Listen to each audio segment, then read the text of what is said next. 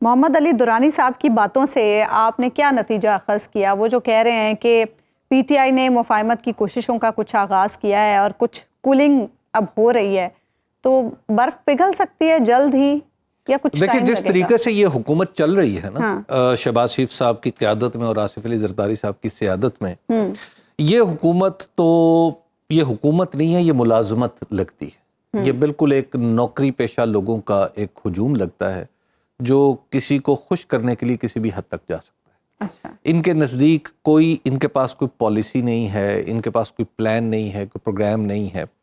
آپ ذرا تصور فرمائیے نا کہ یہ حکومت چل کیسے رہی ہے۔ یہ کہنے کو درانی صاحب تو کہہ رہے ہیں چل ہی نہیں رہی۔ یہ اپنے طور پہ تو یہ منتخب لوگ ہیں نا، منتخب لوگ تو اپنا پروگرام لے کے آتے ہیں، اپنا منشور لے کے آتے ہیں، لیکن اس حکومت نے چند دن پہلے شہباز شریف صاحب کی قیادت میں ایک مانیٹر تھے شہباز شریف صاحب اور ایک کمرہ جماعت تھا، اور اس میں بریفنگ کون دے رہا تھا؟ اس میں بریفنگ ہمارے دوست اور محترم جناب انوار الحق کاکڑ صاحب دے رہے تھے، سابق وزیر اعظم کے طور پہ، نگران وزیر اعظم کے طور پہ۔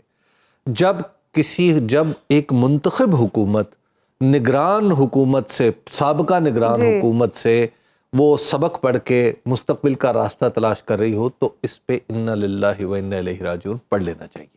اس کا مطلب یہ ہے کہ اس نے خود اپنے آپ کو وینٹیلیٹر پہ ڈال دیا ہے۔ تو اس میں پی ٹی آئی کی سپیس کہاں دیکھیے، اب تو اس کا مطلب یہ ہے کہ اب تو سپیس ہی سپیس ہوگی نا، لاجیکلی سپیکنگ۔